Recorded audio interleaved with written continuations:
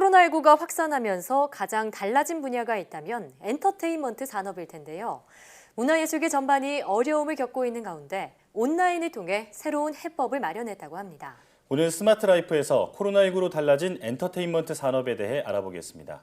IT 칼럼니스트 이효은 씨 나와 계십니다. 어서 오세요. 안녕하세요. 네. 코로나19 때문에 영화 산업 타격이 정말 이만저만이 아닌데요. 그렇죠. 저만 해도 영화 보러 간 지 정말 오래된 것 같은데 저도요. 이 극장 매출이 전체 영화 산업의 매출에서 80%나 차지한다고 들었거든요. 자, 지금 국내 영화 산업의 불황 어느 정도 수준인가요? 이거 영화진흥위원회에서 공개한 자료에 따르면 지난달 극장을 찾은 관람객 수는 약 97만 명 정도라고 합니다. 예. 지난해 같은 기간인 1,333만 명 정도가 찾은 것에 비하면 무려 한 94% 정도가 감소를 한 거죠. 예. 이게 코로나19 확산 초반이었던 그 1월 달과 2월 달에 극장을 찾은 확진자의 동선이 공개가 되면서 다른 분들이 이 극장을 좀 기피하게 된 게 아닌가 싶은데요. 이게 사람이 없으니까 다시 신작이 움츠러들다 보니까 재개봉작이 좀 상영작 중 다수를 좀 차지하게 되면서 다시 극장을 찾는 이들이 감소하는 이런 악순환의 반복이 좀 일어나고 있는 상황입니다. 예, 한 90% 이상이나 감소했다고 하니까 그 타격이 어느 정도인지 실감할 수가 있는데요. 이처럼 사회적 거리두기로 영화관이나 공연장 찾는 대신에 집에서 콕 박혀 있는 이른바 집콕 쪽이 늘고 있다고 합니다. 그렇죠. 집에서 넷플릭스 같은 온라인 동영상 서비스 시청하는 비율도 늘고 있다고요? 예, 굉장히 좀 많이 늘었습니다. 넷플릭스가 원래 한 분기별로 700만 명 정도의 회원이 늘어나고 있는 그런 상황이거든요. 네. 근데 이번에 넷플릭스가 공개한 1분기, 그러니까 1월 달부터 3월 달 실적에 따르면 전 세계 유료 회원 수가 약 1억 8,286만 명 정도로 지난해 4분기보다 약 1,577만 명이 늘었습니다. 예. 2배 이상 늘어난 건데요. 넷플릭스는 이 코로나19 확산에 따른 이제 결과로서 유료 회원이 좀 늘어난 것이 아닐까라고 지금 분석을 하고 있고요. 예. 또 이제 작년 11월에 런칭한 디즈니 플러스라고 있습니다. 예. 이 서비스는 작년 11월에 새로 시작을 했는데 6개월 만에 가입자가 5천만 명을 돌파한 상황입니다. 반년 만에요. 예. 6개월 만에 우리나라 인구만큼이나 그러네요. 회원을 확보를 한 거군요. 엄청납니다. 자, 그런가 하면 코로나19 확산으로 이 전 세계에서 모바일 앱의 사용 지표도 최고치를 기록하고 있다고 들었습니다. 네. 예. 어느 정도인가요?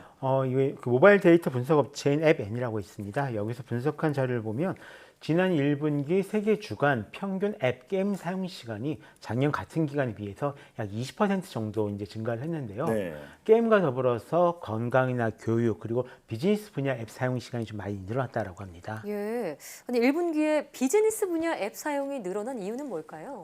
이 핀테크 앱이 비즈니스 앱에 포함되기 때문에 그렇습니다. 아, 예. 한국 같은 경우에는 이 지역 재난 지원금을 지역 상품권으로 주다 보니까요. 예. 이 지역 화폐 관련 앱들이 예전보다 좀 폭발적으로 많이 쓰이고 있는 상황이고요. 미국 같은 경우는 이 온라인 주식 거래 때문에 사용량이 굉장히 늘어났다라고 합니다. 반면 이용 시간이 줄어든 서비스도 있는데요.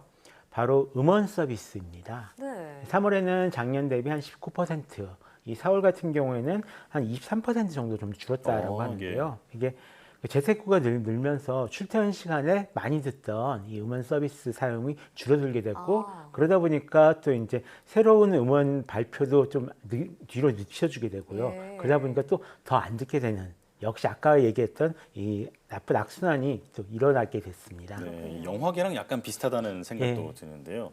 이런 재택근무가 음악 시장의 불황으로 이어질 줄은 정말 생각을 잘 못한 것 같습니다. 예.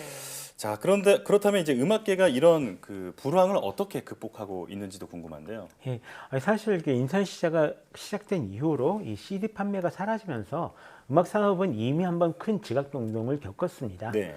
그래서 이제 스트리밍 서비스와 공연이라는 사업 모델이 안정적으로 자리 잡은 지 오래되지 않았는데 또 이제 큰 위기가 닥친 그런 셈이죠. 예. 특히 큰 레이블보다도 중소 레이블에 속한 인디 뮤지션들 피해가 좀 크다라고 하는데요. 예. 이를 극복하기 위해서 방구석 콘서트를 적극 활용하고 있습니다. 네. 방구석 콘서트 정말 많이 들어봤는데 예. 요즘 정말 많은 아티스트들이 하고 있더라고요. 그렇죠. 자, 하지만 이게 구체적으로 정확히 어떤 건지 궁금하거든요. 예. 설명해 주시죠. 그 유튜브나 페이스북, 인스타그램 라이브를 통해서 팬들과 만나는 겁니다. 일단 이런 형식으로 가장 컸던 콘서트로는 이제 One World, Together at Home이라고 있습니다. 네. 네. 이 셀린 디온부터 시작해가지고 폴 맥카트니, 엘튼 존 같은 60여 가수가 참가해서 릴레이 온라인 콘서트를 연 건데요. 네. 바이러스 대유행에 맞서 싸우는 전 세계 의료 종사자들을 격려하고 기금을 모으기 위한 취지로 기획되었다라고 합니다. K-팝 가수들도 이제 비욘드 라이브 같은 온라인 전용 유료 콘서트를 열기 시작했는데요. 네. 비욘드 라이브는 이 가수 퍼포먼스에 증강현실, 3D 그래픽 등 여러 가지 기술을 결합한 공연입니다. 슈퍼 M을 시작으로 인기 K-팝 아이돌 그룹이 이어가면서 계속 콘서트를 열고 있는 중인데요. 네. 사실 작년에 방탄소년단이 영국 웸블리 콘서트를 유료 중계하면서 아 이렇게 해도 성공할 수 있구나라는 걸 입증했던 그런 모델입니다. 네. 당시 이 중계 콘서트 할 때 동시 접촉자 수가 약 14만 명을 기록했고요. 예. 라이브 시청에서는 약 46억 2천만 원 정도의 수익이 발생하기도 했다라고 합니다. 이번에도 방탄소년단 같은 경우는 이제 기존 콘서트나 팬 미팅을 방에서 즐긴 형식으로 방방콘이라는 것을 공개하기도 했었는데요. 네. 코로나19로 인한 자가격리 시대에 이 방탄소년단이 팬들을 위해서 무료로 좀 공개하고 있는 그런 상황입니다. 네. 근데 아무래도 가장 재미있는 이벤트는 이 게임 포트나이트라고 있거든요. 네. 이 안에서 열린 래퍼 트래비스 스캇의 콘서트가 아니었을까 싶습니다. 아, 네. 이 게임 안에 있는 가상현실 속에서 공연을 했는데요. 무려 1,200만 명이 시청을 했다라고 합니다. 아, 그렇군요. 게임 안에서요. 예. 네. 네, 요즘 정말 이런 현상을 비대면을 뜻하는 언택트에 온라인에 온을 더해서 온택트라고 부르더라고요. 아쉽지만 스타들의 모습을 온라인으로나마 보고 있는 건데요. 자, 그런데 유료 공연을 펼치기 힘든 인디 가수들은 어떤 방법을 하고 있나요? 한국에서는 아무래도 유튜브 라이브를 하는 경우가 가장 많고요. 예. 다만 이 경우에는 이 생계에 크게 보탬이 되지 못한다라는 단점이 있습니다. 아. 그래서 해외에서는 이 게임 생중계에 많이 쓰이는 트위치라는 플랫폼이 인기를 얻고 있는데요. 네. 이 플랫폼에서는 이 라이브를 할 때 시청자들이 직접 방송을 하는 사람에게 기부를 할 수 있는 이 도네이션 기능이 있어요. 네. 그래서 이런 기부를 통해서 작지만 수익을 얻고 있다라고 하고 있습니다. 네. 자, 이렇게 공연계에서는 이제 새로운 대안을 마련하고 있는 것을 들어봤는데 사실 이 스포츠 산업은 경기 자체가 열리지 않고 있는 곳도 상당히 많잖아요. 맞아요. 어떻게 대처하고 있나요? 이 경기가 열리지 않으니까 뭐든 보여줄 것을 찾는 스포츠 중계 채널에서 예. 이런저런 아이디어를 좀 많이 짜내고 있습니다. 가장 눈에 띄는 것은 역시 e스포츠 중계가 될 듯한데요. 그전에 했던 게임 중계를 벗어나서 스포츠와 엮인 이런 게임 중계가 좀 흥행을 하고 있습니다. 아, 예. 예. 먼저 벨기에의 인기 사이클 대회인 투어 오브 플랜데스라고 있는데요. 이 대회가 코로나19로 인해서 취소되자 집에서 이 사이클 머신을 타고 겨루는 가상현실 레이스로 치러졌습니다. 아, 예. 예, 그리고 가장 인기를 끌고 있는 것은 역시 이 레이싱 대회인데요.